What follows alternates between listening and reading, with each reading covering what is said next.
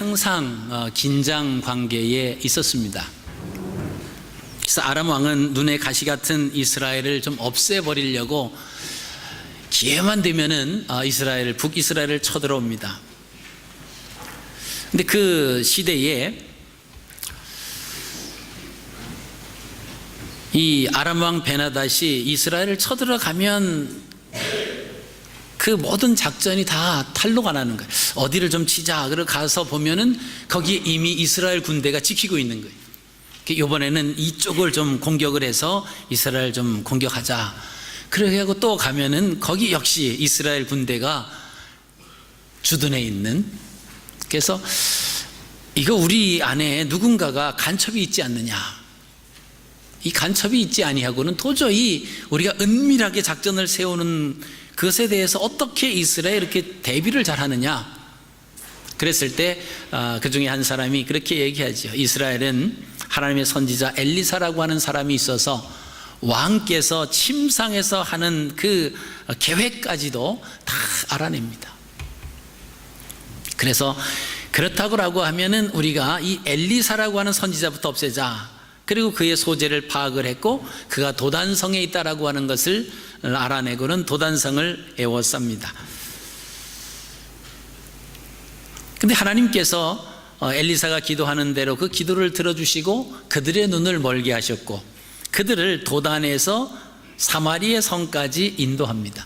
그 도단성에서 사마리아 성까지의 길이는 한 9km 정도 됩니다.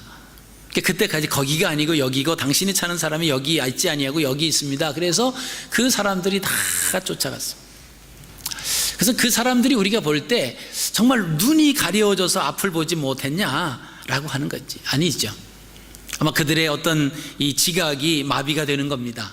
그래서 이 엘리사가 이야기하는 그 엘리사가 엘리사인지도 모르고 그리고 이제 그 엘리사를 잡기 위해서 그리로 가버리는 거지.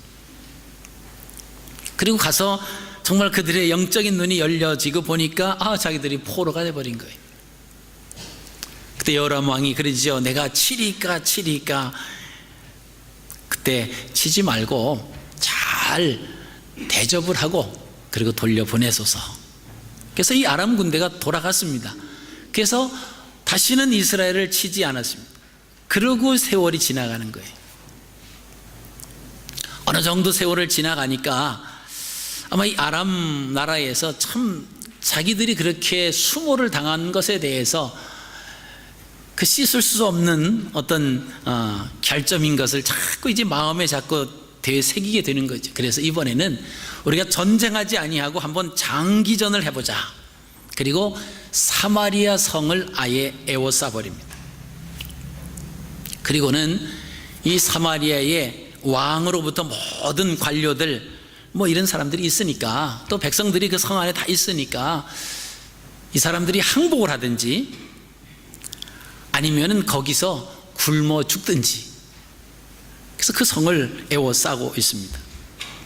하루, 이틀, 일주일, 한 달, 두 달 시간이 지나면서 이 모든 사마리아 성으로 들어오는 통로를 차단해서 지키고 있기 때문에 어떤 이 음식이나 어떤 그 양식들이 사마리아 성으로 들어갈 수 없는 것입니다.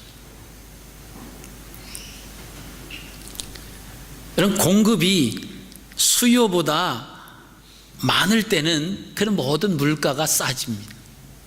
근데 공급이 수요보다 부족할 때는 이 물가가 올라가는 거죠. 그래서 오늘 말씀을 보니까 아주 극심한 식량난을 당하고 있습니다. 오늘 25절 말씀을 보니까 나귀머리 하나에 은 80세겔이다 이런 말이 납니다. 그럼 이 은 80세겔이라고 하는 것이 얼마 정도 되는지 우리는 참 이 단어를 우리가 쓴 이 화폐 가치를 우리가 쓴다라고 하면 이 단위를 우리가 지금 사용하면 쉽게 100불이다 200불이다 1000불이다 10,000불이다 그러면 와서 좀 닿는데 좀 와 닿지 않습니다. 그 당시에 은 1세겔은 노동자가 4일 동안 일을 해야 벌 수 있는 그 값어치입니다. 자, 그러면 노동자 한 사람이 나귀 머리 하나를 사기 위해서는 320일을 일해야 되는 거예요. 그러니까 물가가 뭐 어마어마하다라고 하는 겁니다. 그 당시에 또 율법적으로 보면은 이 나귀는 부정한 동물입니다. 그래서 먹지를 않았어요. 거기다가 더욱더 머리라고 하는 것은 뭐 먹을 것도 없고 아주 값어치도 안 나가는 그 먹지도 않았던 나귀, 그것도 값어치도 없는 그 나귀 머리가 은 80세겔이다 라고 하는 것은 얼마나 물가가 뭐 하늘을 치솟으면 뭐합니까? 물건이 없는데 뭐 부르는 게 값이죠. 자, 또 25절 말씀을 보시면은 하푼테 4분의 1 가격이 은 5세겔이었다. 이 하푼테라고 하는 이 단어는 우리가 이제 번역하기를 비둘기 똥 이렇게 그 비슷한 단어입니다. 근데 그 비둘기 똥이나 아니면 여물지 않은 콩과 같은 영양가가 거의 없는 음식물 찌꺼기 같은 그런 것을 가리켜서 우리가 하푼테 이렇게 얘기합니다. 또는 전쟁 때 그 병사들에게 준 아주 기본적인, 뭐 전쟁하면서 많이 잘 먹을 수 없잖아요. 아주 그냥 겨우 그 생명만 부지할 수 있는 그런 양식을 가리킬 때 쓰는 그런 용어입니다. 그 성경학자 요세푸스에 의하면 성이 포위되고 기근이 아주 극에 달했을 때에 사람들은 동물이나 또는 사람의 배설물까지도 먹었다라고 하는 거죠. 여러분, 이 세계 2차 전쟁 그 말기에는 독일이 유럽을 포위했을 때 유럽 사람들이 먹을 식량이 없어서 심지어는 해충까지도 그 잡아먹었다라고 하는 기록이 있습니다. 북한에서 탈북하는 사람들 이야기를 들으면요, 설마 그런 일이 있겠느냐 우리가 그렇게 생각을 합니다마는, 설마 사람이 아무리 먹을 게 없고 아무리 가난하고 아무리 그런다라고 해도 어떻게 사람 고기를 먹을 수 있느냐, 이거는 하나의 북한을 좀 이렇게 폄하하고 좀 비하하기 위해서 나오는 이야기이다고 우리가 그렇게 생각할 수 있습니다. 보통적으로 우리의 상식적으로는 그렇게 생각을 하지 않겠습니까? 근데 그 탈북한 사람들 이야기를 들으면 그게 사실이다는 거예요. 뭐 사람을 직접 뭐 잡아서 이렇게 그러진 않지만, 이 죽은 사람들, 이제 죽으면 갖다가 장사를 지낼 거 아닙니까? 파묻어 놓으면 그것을 파가는 사람이 있다. 갖다가 그 고기를 먹는다라고 하는 거죠.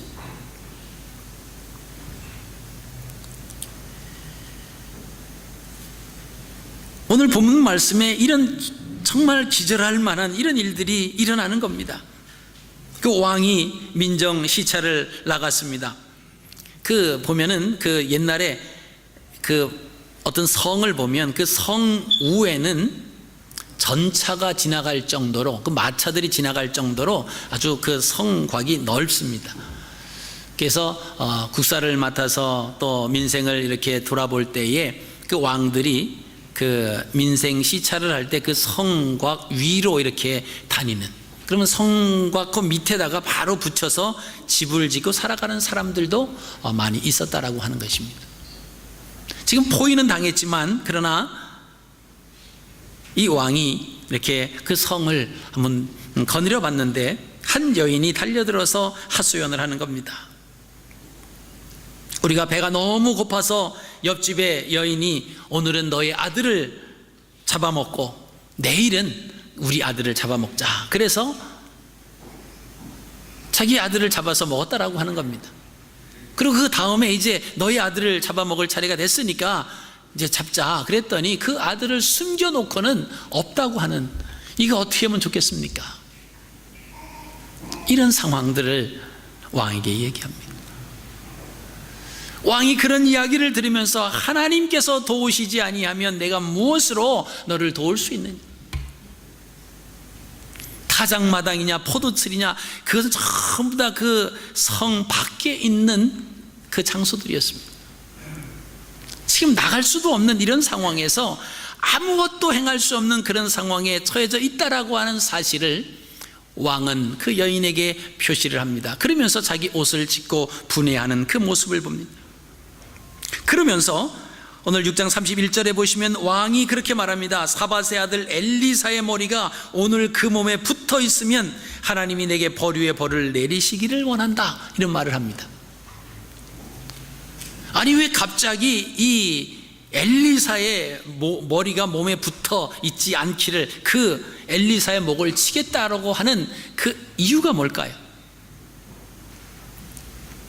아마 이 여호람 왕은 세월이 좀 지났지만은 그 전에 엘리사가 그 아람 군대를 잘 대접을 하고 돌려보내자고 해서 자기가 그때 친다고 그랬을 때 쳐버렸으면 이러한 불상사는 없었을 텐데, 이 원인이 엘리사에게 있었다라고 하는 거죠.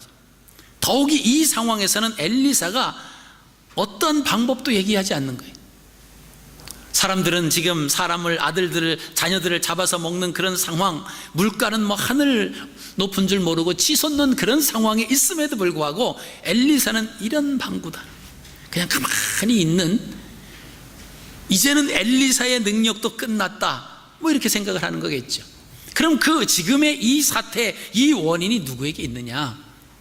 그때 엘리사가 그렇게 하자고, 그렇게 하라고 말만 안 했어도 내가 손 안에 들어온 다 포로로 된 거 내가 치리까 그랬을 때 쳐버리십시오 그랬다라고 하면 지금은 상황이 달라졌을 텐데, 하면서 모든 원인을 지금 엘리사에게 돌리면서 이제 엘리사의 머리가 오늘 그 몸에 붙어 있으면 하나님이 내게 벌유의 벌을 내리실 것이다, 이렇게 얘기합니다. 정말 이 여호람 왕이 봐야 할 그 문제의 핵심은 뭡니까? 왜 지금 이스라엘이 이렇게 어려움을 당하고 있느냐라고 하는 거예요. 왜 아람 군대로 인해서 이 사마리아 성이 포위되어 있느냐? 그 원인이 엘리사에 있는 것이 아닙니다. 하나님에게 돌이키지 아니한 이스라엘 백성들의 죄지요. 그가 그렇게 말하면 하나님이 너를 도우시지 아니하면, 이것이 이 여호람 왕이 믿음이 있어서 하나님을 전적으로 신뢰하는 마음으로 그래서 얘기하는 것이 아닙니다. 그처럼 상황이 어려워서 아무도 도울 수 없다라고 하는 그런 의미에서 얘기하는 거죠. 여러분, 우리가 모든 일을 접했을 때 믿음의 생각이 필요합니다. 하나님께서 모든 것을 하신다는 믿음을 가져야 됩니다. 여러분, 우리의 삶을 누가 인도하십니까? 하나님께서 우리의 삶을 인도하시는 줄로 믿습니다. 우리의 사업과 직장 속에서 누가 그 모든 것을 주관하십니까? 하나님 아니십니까? 정말 여러분 그렇게 믿으십니까? 근데 우리는 그분을 의지하면서 맡기는 삶을 살고 있는가라고 하는 부분을 한번 점검해 보셔야 됩니다. 하나님의 말씀은 우리의 입술을 통하여 이야기되어 가고 있지만은 그 말씀을 얼마만큼 우리가 신뢰하면서 살아가고 있느냐라고 하는 거예요. 하나님이 내게 은혜 주시지 아니하면 나는 아무것도 행할 수 없습니다, 그러면서 우리는 하잖아요. 하나님의 은혜가 아니면 나는 여기서 한 발자국도 움직일 수 없습니다, 그렇게 말해놓고 자기 멋대로 움직이잖아요. 이 하나님을 의지하는 게 아니에요. 문제가 터지면은 원인을 자기에서 찾지 아니하고 상대방에서, 다른 사람에게서 찾는 거예요. 야, 그때 그 엘리사가 그러지만 않았더라도 오늘과 같은 이러한 힘든 상황은 벌어지지 아니했을 것을. 그 엘리사가 그래서 그렇게 된 것이 아니죠. 하나님의 주권 속에 있다라고 하는 겁니다. 엘리사를 처단하는 것이 문제가 아닙니다. 하나님께서 그 상황을, 그래서 사람을 시켜서 엘리사를 가서 목을 따라고 보냅니다. 엘리사는 그 사실을 알고 있었어요. 근데 여호람 왕이 그렇게 막 갑작스럽게 막 성질을 내면서 급하게 그렇게 결정하라고 사람을 보냈는데 자기가 잘못한 것을 알아요. 그래서 다시 그 뒤를 쫓아갑니다. 그래서 그 말씀을 보시면 그 주인이 뒤따라오는 소리를 듣지 못하니, 그래가지고 처음에 온 사람을 문을 열어주지 말라고 그래, 그 왕이 올 때까지. 여러분, 우리가 어떤 상황을 보고 하나님을 의지한다라고 말을 하고 있으면서 하나님을 믿는 하나님의 백성이라고 말은 하지만, 그러나 우리가 그 어떤 상황을 쉽게 결정을 내릴 때가 얼마나 많이 있는지 모른다라고 하는 거지. 그것은 믿음의 사람이 아니에요. 믿음이 있는 것 같지만 믿음은 입술에만 있는 거예요. 삶 속에서 믿음이 배어 나오지 못한다라고 하는 것입니다.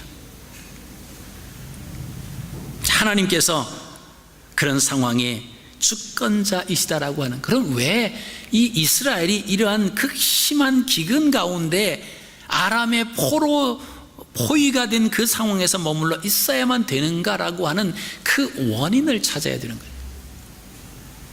그 원인은 다름 아니죠. 이스라엘 백성이 하나님께로부터 너무 멀리 떠나 있는 겁니다. 그러니까 이스라엘 백성들에게 있어서는 하나님께서 지금 은혜를 베풀어 주시는 겁니다. 무슨 은혜입니까? 돌아올 수 있는 기회의 은혜죠.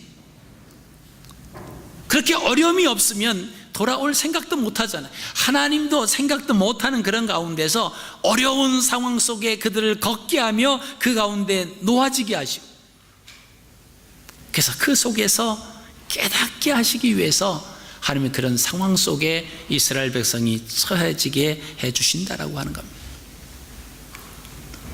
엘리사가 하나님 앞에 간절히 기도합니다. 하나님께서 말씀을 주셨습니다.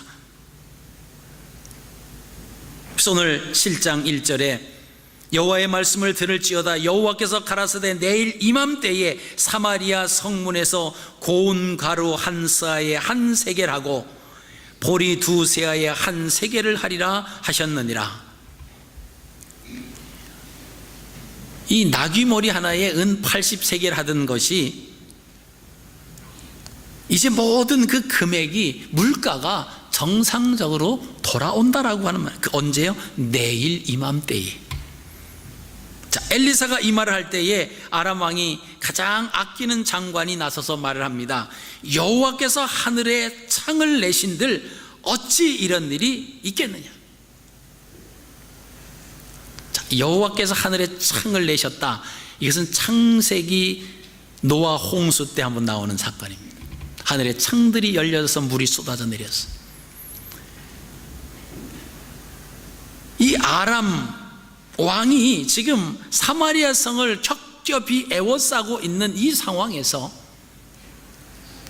밖과 안이 차단되어 있는 이 상황에서 내일 이맘때에 사마리아 성문에서 고운 가루 한 스아에 한 세겔하고 보리 두 세아에 한 세겔, 정상적인 물가 안정이 된다라고 하는 이 말을 들으면서 이 장관은 못 믿는다라고 하는 겁니다. 그랬더니 그때 엘리사가 이 얘기를 합니다. 2절에 내가 내 눈으로 보리라 그러나 그것을 먹지는 못하리라. 그날 밤 이상한 일이 벌어집니다. 아람 군대가 있는데 갑자기 병거 소리와 말 소리와 군대 소리가 들려옵니다. 여러분, 그 당시에는 뭐 망원경이 있었겠습니까? 뭐 아무것도 없어요. 그래서 그 당시에 어떤 적의 병력을 추측하는 그것은 그 소리에 대한 상당한 민감함이 있었습니다. 그래서 말 달리는 소리를 딱 들으면서 저거 말이 몇 마리 정도 되겠다. 그리고 그 사람들의 그 움직이는 그 발자국 소리, 그 병력의 움직이는 그 소리를 들으면서 이 대군은 얼마 정도 되겠다. 그것만 관측하는 또 사람이 따로 있었다라고 하는 거예요. 뭐 오늘 같으면 뭐 모든 현대적인 그런 장비를 가지고 관측을 하면 정확하게 나옵니다만은 그 당시는 그것이 없어서 이 소리에 상당히 민감한 그런 가운데 있었는데, 그날 밤에 갑자기 병거 소리와 말 소리와 큰 군대 소리를 듣게 되는 겁니다. 그들이 이렇게 말해요. 이스라엘 왕이 애굽 왕과 헷 왕과 동맹을 맺고 세 나라가 연합해서 연합군이 지금 쳐들어오고 있다.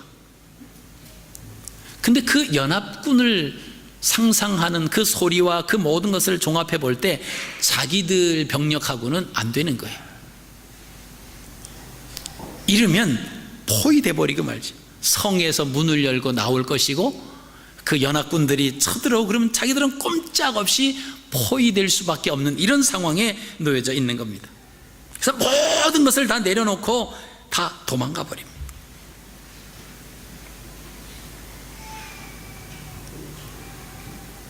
이게 엘리사가 말한 대로 그 상황이 벌어진 겁니다. 그 왕이 그 장관에게 말합니다. 성문을 지켜라. 이 백성들이 막 아우성거리고 막 뛰쳐나가고 그럼 난리가 벌어질 거 아닙니까? 그래서 이 장관이 성문을 굳게 지키 백성들이 못 나가게. 그러니까 그 상황을 지금 본 거예요. 백성들 그 상황을 안 겁니다. 얼마나 기아에 굶주렸는데 얼마나 그것을 못 나가게 하니까 무척 화가 났겠죠. 화가 나서 그 성문을 지키고 있는 장관을 밟아서 죽이고 맙니다. 엘리사가 예언한 대로 너는 내 눈으로 보지만은 그러나 그것을 먹지 못하리라. 그럼 왜 이 장관이 보기만 하고 죽었을까라고 하는 것입니다. 첫째는 믿음이 없었기 때문입니다. 엘리사가 이야기하는 그 이야기를 여호와께서 가라사대 내일 이맘때에 사마리아 성문에서 고운 가루 한 스아에 한 세겔하고 보리 두 세아에 한 세겔을 하리라. 그럼 그 이야기를 들으면 어떻게 정말 믿어지진 않지만 그렇게 되면 너무나 좋겠습니다. 그렇게 되면 정말 하나님 감사하죠. 이러면 얼마나 좋겠어요. 근데 뭐라고 얘기합니까? 하늘에서 여호와께서 하늘에 창을 내신들 어찌 이런 일이 하나님도 불가능하다라고 하는 말이에요. 하늘에서 창을 내본들 이런 일이 일어날 수 없다. 다시 말씀을 드리면 하나님도 행하실 수 없는 일인데 어찌 내가 이것이 내일 이맘때에 된다고 말을 하느냐. 그러니까 엘리사가 내가 내 눈으로 볼 것이지만 너는 그것을 먹지는 못하리라. 이런 믿음이 있었으면 이 장관은 죽지 않았을 거예요. 믿음이 없어서 죽었습니다. 여러분, 우리가 이 믿음에 대한 것은 우리가 잘 아시죠? 12명의 이스라엘 땅의 정탐꾼자들, 애굽에서 나와서 한 번도 가나안 땅을 들어가 보지 못했습니다. 근데 하나님께서 그 땅을 우리에게 주신다고 말씀하시는 거예요. 근데 그 땅은 젖과 꿀이 흐른다는 겁니다. 궁금했어요. 그리고 그 땅이 어떤 땅인지도 보기를 원했습니다. 그리고 지금 가서 그 가나안의 7족속을 너희가 다 물리치고 한 사람도 남기지 말고 다 멸하라고 하시는데 과연 거기 살아가는 사람들은 어떠한 사람이고 어떠한 종류고 어떠한 힘을 가졌는지 그것도 전혀 모르고 우리가 들어간다라고 하는 것은 너무 무모한 짓이 아니냐, 이런 생각을 합니다. 여러분, 어떻게 보면 아주 살이 밝고 정확한 것 같지만 믿음으로 보면 믿음이 없는 거예요. 하나님이 하신다라고 했으면 하나님을 믿으면 하나님 하시니까 그 말씀에 순종하겠습니다, 이게 믿음인데 거기서 그러죠. 우리가 가서 보자. 하나님께서 정탐꾼을 보내신 것은 절대 아닙니다. 우리가 그 출애굽기 말씀을 보시면 그 백성들이 아우성이었어요. 우리가 정탐하자. 그리고 나야 우리가 뭔가 준비할 거 아니냐. 그러니까 하나님께서 그들이 그렇게 자꾸 하니까 허락하라고 하셔서 모세를 통해서 각 지파의 대표 한 사람씩, 그래서 12명이 가서 가나안 땅을 정탐하고 왔습니다. 가보니까 아낙 자손 거인들이 살고 무기들이 많았습니다. 강하고 성이 너무나 든든했습니다. 좋기는 좋은데 이 성을, 이 땅을, 이 사람들을 무너뜨리려고 하는 이스라엘 백성들의 모습과 비교해 보니까 이건 조족지혈이에요. 불가능합니다.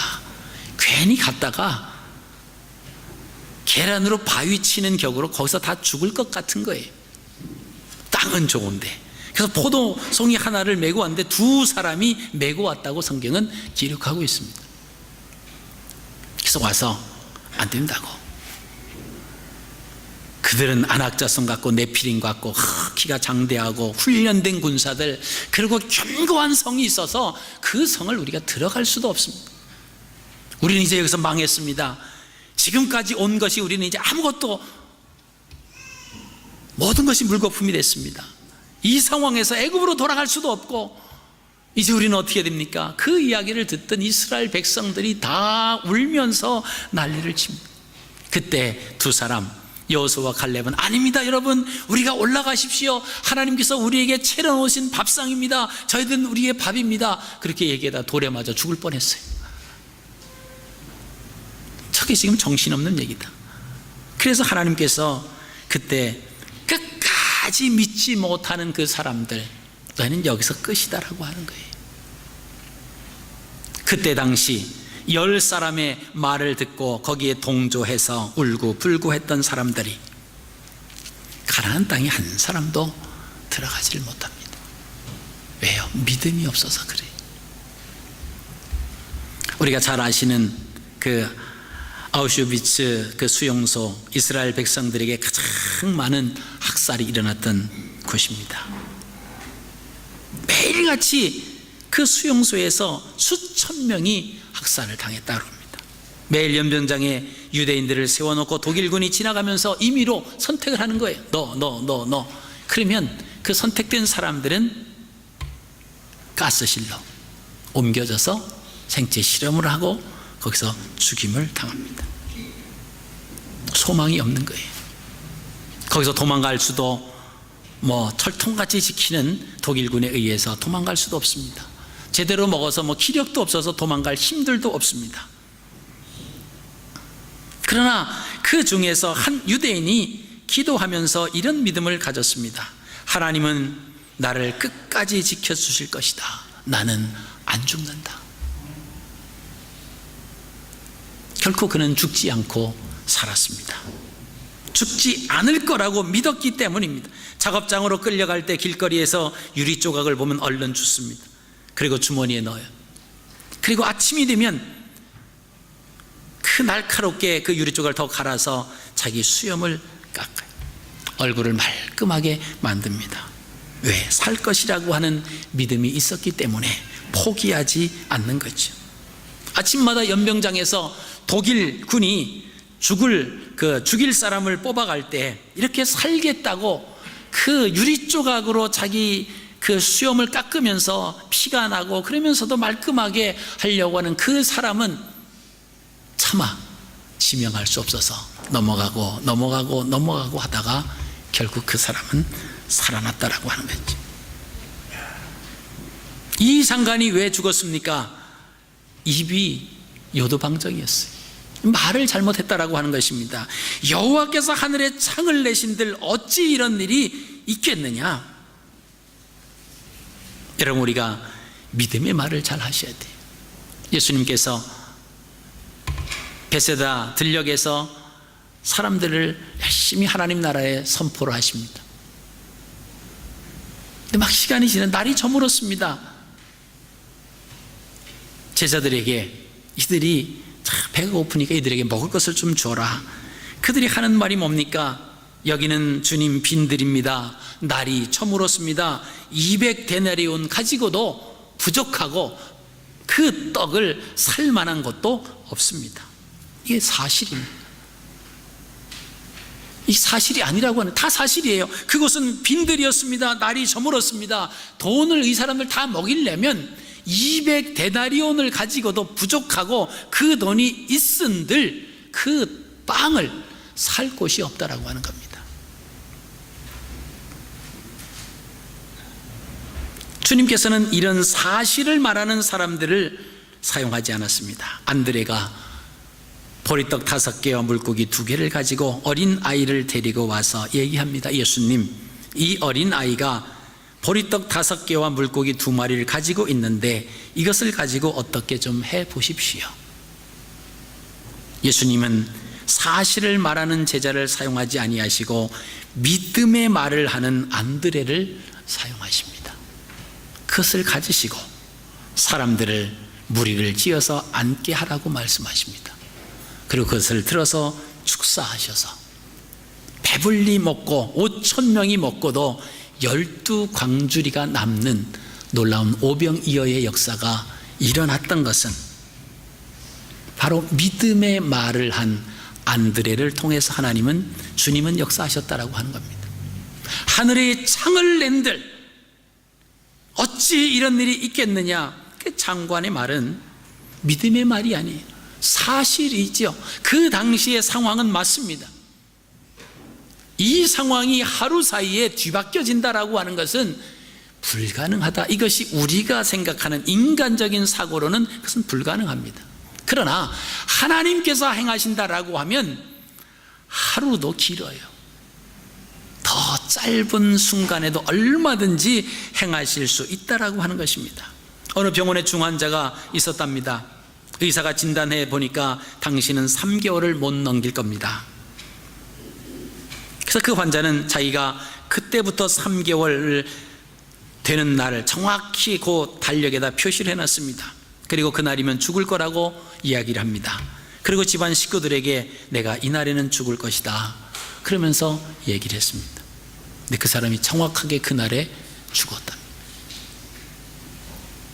근데 어떤 사람은요, 양쪽 신장이 다 망가졌습니다. 일주일에 4번 투석을 하면서 살고 있는데 의사가 그에게 이렇게 살면 많이 살아야 2년 살면 정말 많이 사는 겁니다. 근데 이 사람은 그 의사의 말을 듣고도 늘 이렇게 얘기합니다. 하나님이 은혜 주시면 나을 것이다. 그는 늘 기도하면서 하나님을 의지하면서 살고 있는데 7년을 더 살았다라고 하는 거예요. 여러분, 우리의 입술이 장관처럼 사실만을 말한다라고 하면 하나님의 역사는 일어나지 않습니다. 우리의 입술은 믿음의 말을 해야 돼요. 우리의 입술은 늘 그래서 훈련돼야 됩니다. 우리가 잘 아시는 덴마크의 동료 작가 안델센을 잘 알고 있습니다. 그가 어려서 작가가 되는 것이 꿈이었대요. 10살 때였습니다. 글을 써서 선생님에게 갖다 보여드렸습니다. 선생님이 이것도 글이라고 썼니? 야단을 맞았어요. 얼마나 상처가 됐는지 모릅니다. 그래서 집에 와서 할머니에게 그 이야기를 했습니다. 이 할머니가 이 안델센을 데리고 꽃밭으로 갔습니다. 그리고 막 싹 트고 있는 꽃봉오리를 보면서 안델센아, 이 꽃봉오리를 좀 보아라. 지금은 이렇게 보잘것없는 싹이지만 조금만 지나면 아주 아름다운 꽃이 될 것이야. 너도 그래. 지금은 보잘것없이 보이지만 큰 사람이 될 거야. 이 할머니의 한마디로 인해서 이 안델센은 세계적인 동화 작가가 되었다라고 하는 이야기입니다. 여러분, 솔로몬이 잠언서에 그런 이야기를 합니다. 내 입의 말로 내가 얽혔으며 내 입의 말로 인하여 잡히게 되었느니라. 잠언 25장 11절엔 경우에 합당한 말은 은쟁반에 금사관이라. 우리가 그때 믿음의 말을 할 수 있어야 된다라고 하는 것입니다. 여러분, 한 소년이 미술 시간에 크레파스를 가져오지 못했답니다. 담임 선생님에게 꾸지람을 들었어요. 어려운 가정 형편에 차마 살 수 없다라고 하는 그 이야기는 못하고 이 소년은 침묵을 하였습니다. 선생님이 화가 나서 그렇게 얘기합니다. 다음부터는 훔쳐서라도 준비물을 가져오너라. 17년 후 그 소년은 지존파의 대부 김기환이라고 하는 이름으로 법정에 섰습니다. 결국 사형을 당했습니다. 그의 최후 진술을 이렇게 말했습니다. 초등학교 때 선생님의 말 한마디가 제 인생을 이렇게 바꾸어 놓았습니다.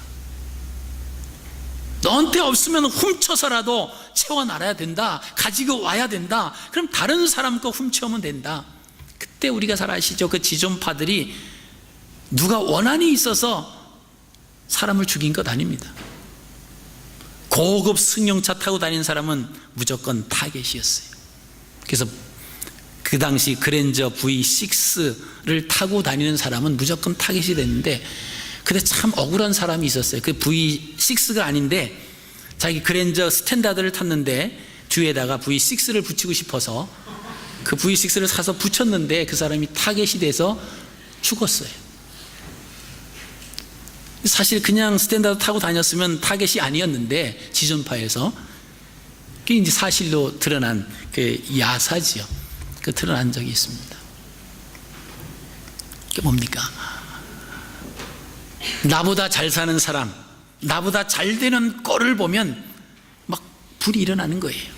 나는 가난해서 크레파스를 가지고 올 수 없는 그런 상황이 있는데 선생님 하시는 말씀이 훔쳐서라도 준비물을 가져오라. 아, 그러면 있는 사람들 거 그래 저것들을 갖다가 뺏으면 돼.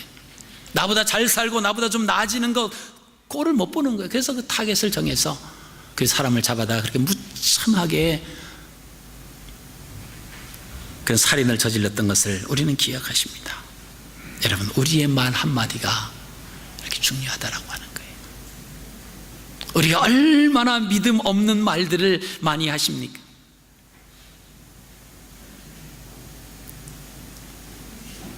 그죠? 쉽게 멀쩡한 사람 보고 병신이라고 그러잖아요.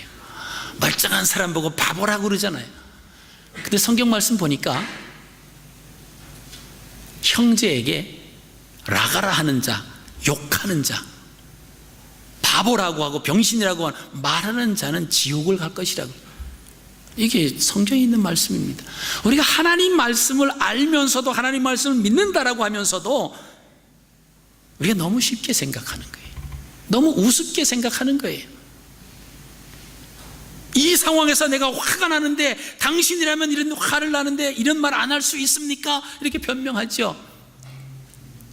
화난 게 문제가 아니라 지금 하나님께서 하신 말씀에 대해서 얼마만큼 두려움 가운데 그 말씀을 대하고 있느냐라고 하는 부분을 우리가 좀 느끼자라고 하는 겁니다. 믿음 없는 말을 얼마나, 아이고 뭐 이래봤자 뭐 내가 돼야 뭐가 되느냐 이렇게 막 우습게 여기고요.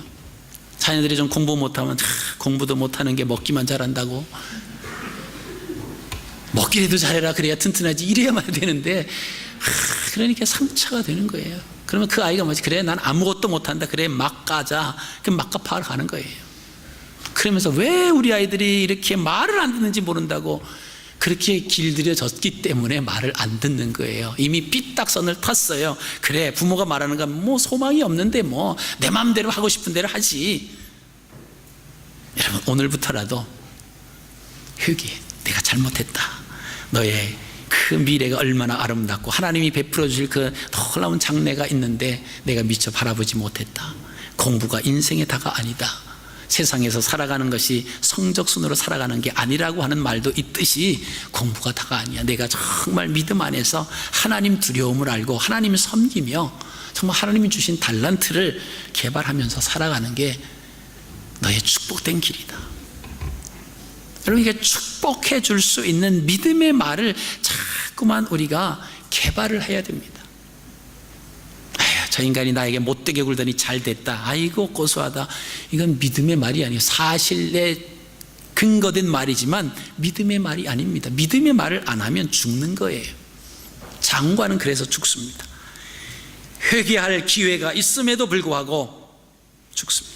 여러분, 요한일서 1장 8절 9절 말씀을 보시면 만일 우리가 죄 없다 하면 스스로 속이고 또 진리가 우리 속에 있지 아니할 것이요 만일 우리가 우리 죄를 자백하면 저는 미쁘시고 의로우사 우리 죄를 사하시며 모든 불의에서 우리를 깨끗게 하실 것이요. 우리는 다 연약한 존재예요. 다 부족한 사람입니다.